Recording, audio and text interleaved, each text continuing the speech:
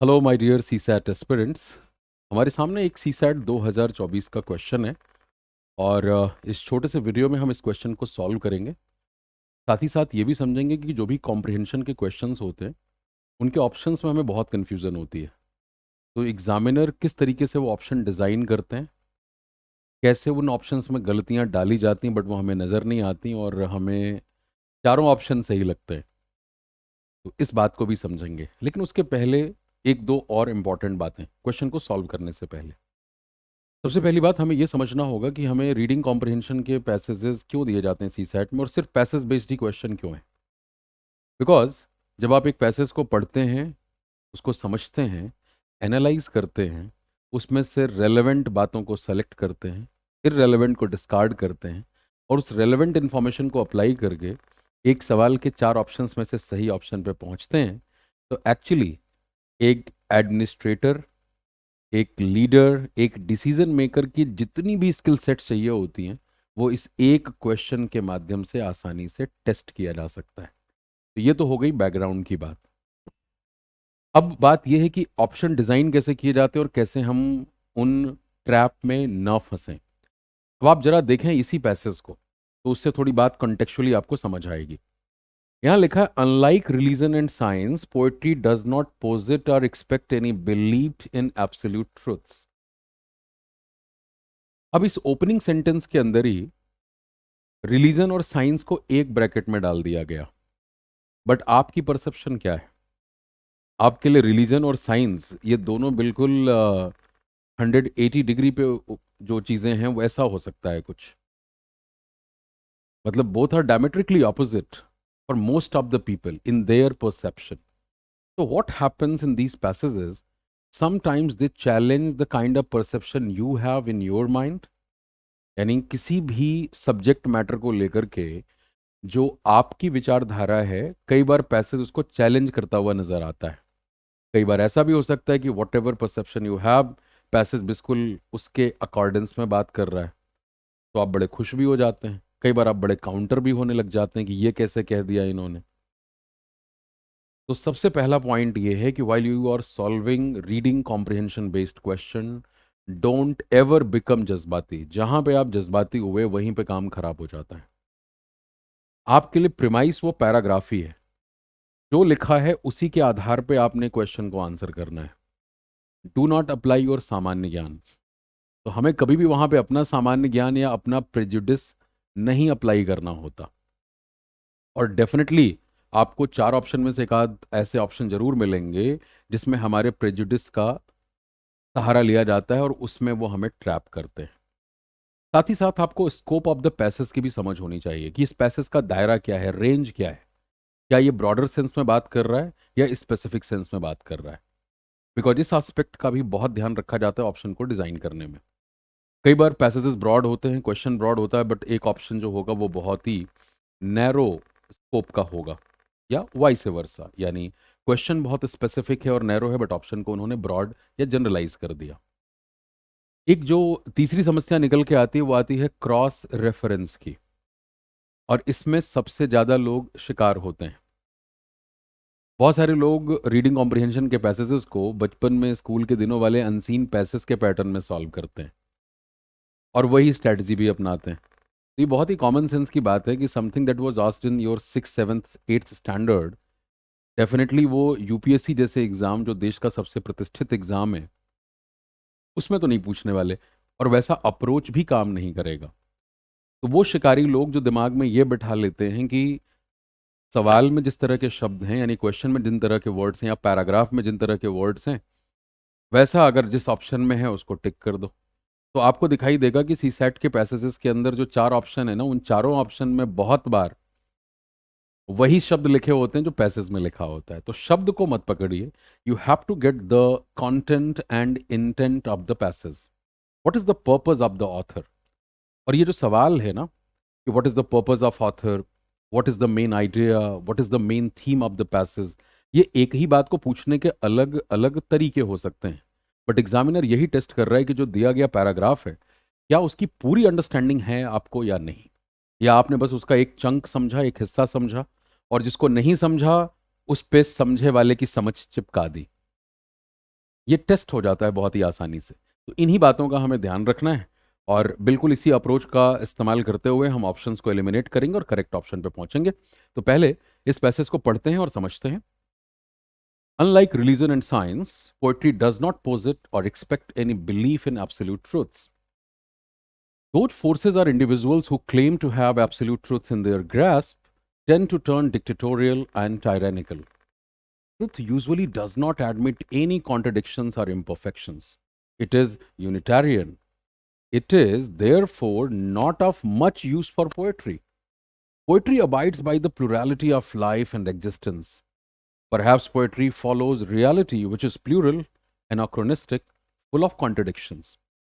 Against the tyranny of truth, poetry remains a partisan of democratic reality.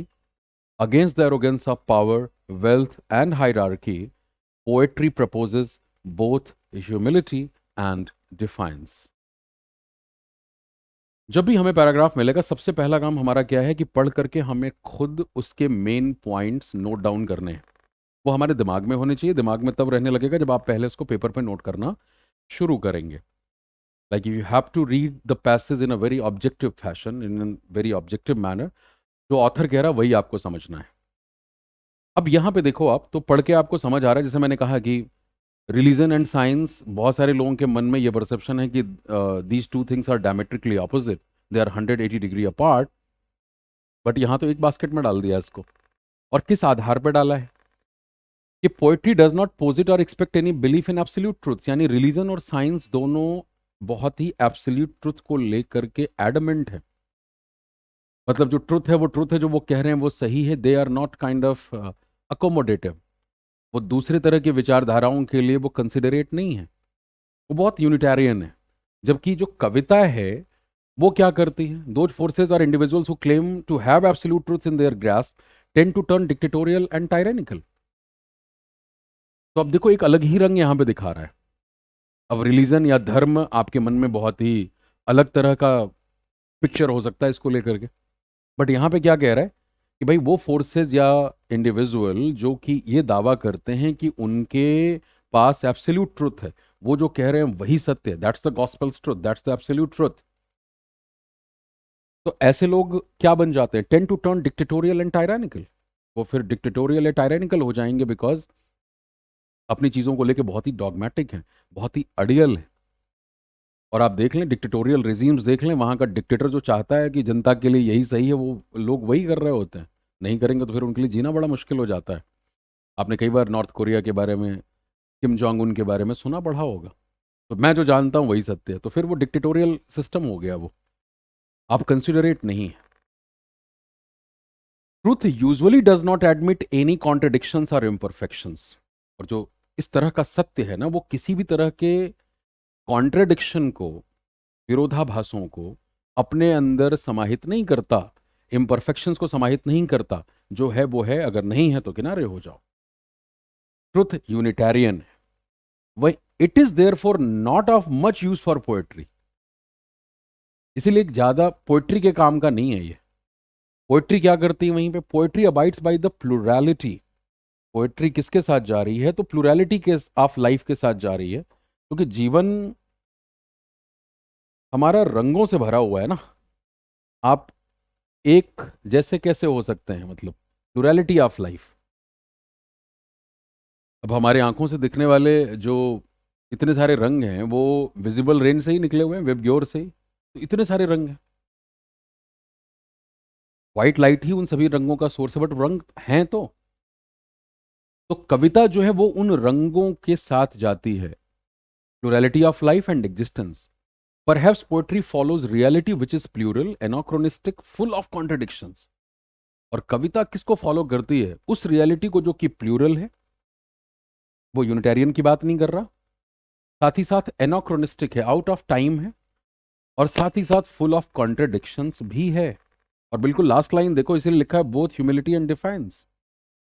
तो जब आप defines दिखा रहे हैं तो you are kind of challenging the status quo. और ह्यूमिलिटी, कविता के अंदर भक्ति रस भी है और कविता के जरिए क्रांति भी की जाती है। कॉन्ट्रडिक्शन है, तो कविता में कॉन्ट्रडिक्शंस भी समाहित हैं, जो इसके लिए जो जिस ट्रुथ की यहाँ पे बात हो रही है उस ट्रुथ में कहीं कोई गुंजाइश नहीं है। वो अपनी चीज़ों को लेकर बहुत अड़ियल है। बहुत एडमेंट है, there is no room at all for any other thing. But यहाँ पे आपको वही चीज की कॉन्ट्रडिक्शंस को भी समाहित करती है। और एनाक्रोनिस्टिक का मतलब आउट ऑफ टाइम, मतलब जिस समय में आप रह रहे हैं उससे आगे की बात भी कविता कर सकती है और कविता पीछे की भी बात कर सकती है। यानी जो प्रॉब्लम रिलीजन और साइंस में पैराग्राफ के अनुसार बताया जा रहा है कि दे आर, वो बहुत स्ट्रेट जैकेटेड हैं and they are not open, वो सारी समस्या पोएट्री में दूर हो जा रही है। पोएट्री जो है वो बहुत ज्यादा अकोमोडेटिव है। Against the tyranny of truth, देखो ये कैसे कैसे आपकी विचारधाराओं पे चोट करता है। अब ट्रुथ, सत्य, हाँ जीवन में सब सत्य की खोज में लगे, ये टायरनी ऑफ ट्रुथ कह रहे हैं। ट्रुथ की यातना, हिंदी अनुवाद आपके साथ है, सत्य के तानाशाही के खिलाफ। तो सत्य की तानाशाही की बात हो रही है यहाँ पे। तो अब ये सारे शब्द जो है ना वो आपके को चोट लगाते हैं। तो इसीलिए सीसैट के पैसेजेस को करने के लिए you are suppose to have the exposure of eclectic background in terms of reading. then you will have the ability to see the interconnections of different disciplines। और तब आपके पास ये नज़र मौजूद होती है, ये नज़र पैदा होती है तब जाकर के, नॉट द मौजूद, ये पैदा करनी पड़ेगी कि जब आप अलग अलग बैकग्राउंड्स के बारे में पढ़ेंगे, उनके बीच के कनेक्शंस को समझेंगे, तो सभी क्षेत्र, सभी डिसिप्लिन्स, विषय कैसे आपस में इंटरकनेक्टेड हैं, ये सत्य आपके अंदर उद्घाटित होगा। And then you will be open to have open viewpoints about so many things। You may have certain viewpoint about certain topics। और अब जब इस तरह से आप देखते हैं तो फिर आप ओपन होते हैं कि अच्छा हाँ, इस तरीके से भी तो सोचा जा सकता है। तो यहाँ पे against the tyranny of truth, poetry remains a partisan of democratic reality. तो डेमोक्रेसी, डेमोक्रेसी के अंदर तो हर तरह का रंग है ना। तो ये डेमोक्रेसी, जो डेमोक्रेटिक रियलिटी है, जो लोकतांत्रिक वास्तविकता है, ये उसका पार्टिसन है, यानी उसका पक्षधर है, उसकी पार्टी की तरफ है ये कविता। वही यहां पे भी लिखा है, सत्य की तानाशाही के खिलाफ कविता लोकतांत्रिक वास्तविकता की पक्षधर बनी रहती है। क्योंकि यहाँ धर्म और विज्ञान दोनों का जो सत्य हो बड़ा तानाशाही से भरा हुआ, तानाशाही और अत्याचारी। तो देखो ये कैसे, साइंस को भी हम बहुत हाई पेडेस्टल पे रखते हैं, रिलीजन को भी हाई पेडेस्टल पे रखते हैं, बट दोनों के एक ऐसे एस्पेक्ट को ये पैराग्राफ उजागर कर रहा है जो आपको एक नई दिशा में सोचने के लिए विवश करता है। शक्ति और पदानुक्रम की घमंड के खिलाफ कविता विनम्रता और प्रतिरोध दोनों का प्रस्ताव करती है। तो कविता के अंदर दोनों कॉन्ट्रडिक्शन समाहित हैं। Against the arrogance of power, wealth and hierarchy, poetry proposes both humility and defines. जैसे मैंने कहा कि कविता के जरिए भक्ति को भी प्रदर्शित किया जाता है, ह्यूमिलिटी है वहां पे, विनम्रता है, पूरी तरह से आपने अपने आप को सरेंडर कर दिया है उस भजन के अंदर, उस कविता के अंदर, वो भी काव्य का ही फॉर्म है। और उसी के जरिए, उसी कविता के जरिए क्रांति की जाती है। तो दोनों अकोमोडेट होते हैं इसमें। ये पूरे पैसेज की अंडरस्टैंडिंग है जो लाइन बाय लाइन हमने पढ़ी। और अब हम चलेंगे क्वेश्चंस की तरफ, क्वेश्चन की तरफ और ऑप्शंस को देखेंगे। वही, which one of the following statements best reflects the most logical and rational message conveyed by the above passage. वही बात, मेन आइडिया को पूछने के अलग अलग फ्रेजेस वो कर देते हैं, मतलब रिफ्रेज कर देते हैं क्वेश्चन को। पर्पज ऑफ ऑथर पूछ सकते हैं, मोस्ट लॉजिकल रेशनल मैसेज पूछ सकते हैं। It is poetry not science और religion which recognizes and accepts imperfections in humans. तो अब आप अगर अपने निचोड़ निकालें तो आपको बात समझ में आ गई कि रिलीजन और साइंस को एक कैटेगरी में रखा गया, उसको थोड़ा नेगेटिव लाइट में दिखाया गया कि बड़े यूनिटेरियन होते हैं और एब्सोल्यूट ट्रुथ में विश्वास रखते हैं, और इसीलिए डिक्टेटोरियल भी हो जाते हैं, टायरैनिकल हो जाते हैं। यानी रिलीजन और साइंस को थोड़ा नेगेटिव लाइट में, और पोएट्री को पॉजिटिव लाइट में रखा जा रहा है कि जो समस्याएं हैं उधर वो पोएट्री में नहीं है। पोएट्री बहुत अकोमोडेटिव है, बड़ी इंक्लूसिव है, कॉन्ट्रडिक्शंस को भी अपने अंदर समाहित करती है। एक तरफ ह्यूमिलिटी भी है तो दूसरी तरफ डिफायंस भी है। तो ये मोटा मोटा पिक्चर हमें समझ में आ गया। अब हमें उसी के आधार पर तोलना है। तो पोएट्री साइंस रिलीजन पहले में है और यहाँ नॉट साइंस और रिलीजन लिख करके समझा दिया कि भाई जो पोएट्री कर रही है वो साइंस और रिलीजन नहीं कर रहा। और पोएट्री क्या कर रहा है, ह्यूमंस के अंदर जो इम्परफेक्शंस हैं, जो कॉन्ट्रडिक्शंस हैं, उन सभी चीज़ को रिकॉग्नाइज भी करता है और एक्सेप्ट भी करता है। तो बात तो बिल्कुल ठीक है, लेकिन बाकी ऑप्शंस में खामियां क्या हैं वो भी देखना है। Truth is revealed through science और religion and poetry is anathema to truth. अब आप देखिए यहाँ पे हिंदी भी लिखी है, अगर एनाथेमा आपको नहीं पता। और देखो ये हिंदी और इंग्लिश दोनों मीडियम में कॉम्प्रिहेंशन आपकी चेक करी जाती है, और ये बड़ी अच्छी बात भी होती है। Like if you come from English medium background, you come across a word you are not aware of, then Hindi meaning आपके पास होती है, then आप अंदाजा लगा सकते हैं। समटाइम्स हिंदी बिकम्स वेरी क्लिस्ट मैं अंग्रेजी हिंदी मिक्स कर रहा हूँ, तो कई बार हिंदी बड़ी मुश्किल हो जाती है। अगर ज़्यादा शुद्ध हिंदी आ जाए तो फिर आपको अंग्रेजी का भी सहारा लेना पड़ता है। तो ठीक है, कोई दिक्कत नहीं, आपको सीसैट में पैसेजेस दोनों तरीकों से मिलते हैं। यहाँ क्या कह रहा है कि सत्य विज्ञान या धर्म के माध्यम से प्रकट होता है, ऐसा लिखा है, और कविता सत्य के विपरीत है। तो बिल्कुल ही जो पैराग्राफ का इंटेंट था, जो कि रिलीजन और साइंस को एक नेगेटिव लाइट में रख रहा है कि बड़े टायरेनिकल और डिक्टेटोरियल हो जाते हैं बिकॉज अपनी चीज़ों को लेके बड़े अड़ियल होते हैं, तो उनको पॉजिटिव लाइट में दिखा दिया यहाँ पे कि सत्य जी उद्घाटित इसी माध्यम से हो रहा है। और पोइट्री जिसको पॉजिटिव लाइट में दिखाया गया, जो अकोमोडेटिव है, उसके लिए कह रहा है कि ये जो है कविता सत्य के विपरीत है। ऐसा तो नहीं कहा गया। तो ये क्या है, इसी को क्रॉस रेफरेंस कहते हैं कि भाई पैराग्राफ में जो बात हुई है वो सारे शब्द डाल देंगे, यहां पे भी साइंस, रिलीजन, पोएट्री, ट्रुथ आ गया। They will use all those words जो कि पैराग्राफ में इस्तेमाल हुए हैं, लेकिन जो पैसेज कह रहा है ना उसके बिल्कुल उलट बात जा सकती है। बी ऑप्शन जो है ये हमारा इनकरेक्ट है। जिसको नेगेटिव लाइट में पैराग्राफ दिखा रहा उसको इन्होंने पॉजिटिव में दिखाया, और जिसको पॉजिटिव दिखा रहा उसको नेगेटिव में कर दिया। Poetry is romantic, imaginary, and is about feeling, whereas science and religion are about truth. हो। कविता रोमांटिक, काल्पनिक और भावना से संबंधित होती है, जबकि विज्ञान और धर्म सत्य से संबंधित होते हैं। तो हो सकता है कविता को लेकर के आपके मन में ये विचारधारा हो, लेकिन क्या पैराग्राफ कविता को सिर्फ ये कह रहा है कि रोमांटिक और इमेजिनरी होती है? This is called over simplification. आप बहुत ही ब्रॉडर और जेनेरिक सेंस में बात करने लग गए। पैराग्राफ में ये बिल्कुल भी बस कविता को इसी तक सीमित नहीं किया। जो रिलीजन और साइंस की कमियां हैं, उन कमियों को दूर करते हुए पोएट्री को ब्रॉडर लाइट में, मतलब एक पॉजिटिव लाइट में दिखाया जा रहा है।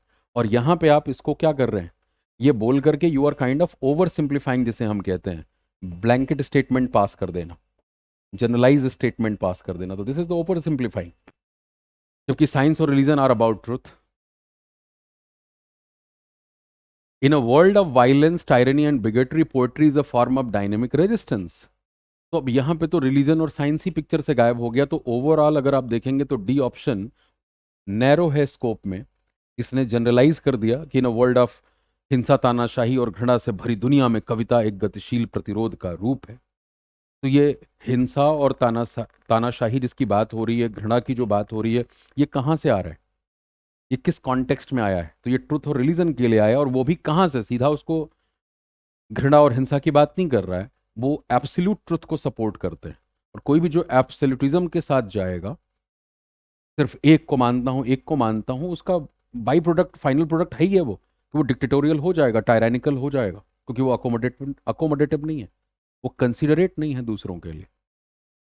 तो ये खामियां थी इन ऑप्शंस में। D option narrow, right. ये आपका ओवर सिंप्लीफिकेशन, जनरलाइजेशन, बहुत ही ब्रॉडर सेंस में आप बात कर रहे हैं, जबकि पैराग्राफ बड़ा स्पेसिफिक है, और पोएट्री को एक तरफ रखा है, रिलीजन और साइंस को एक तरफ रखा है, और किस कॉन्टेक्स्ट में रखा है वो मैंने आपको लाइन बाय लाइन पढ़ के समझा दिया।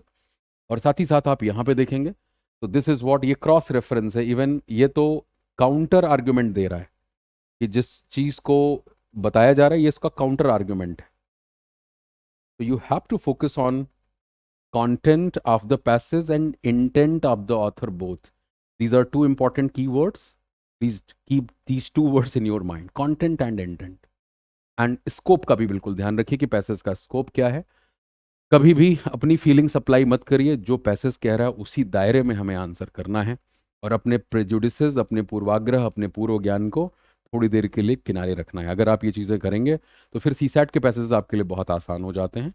और बाकी कोर्सेज के लिए आप करियर विल ऐप पे आ सकते हैं। हमारा सीसैट 2025 के लिए बैच लाइव है। Thank you very much.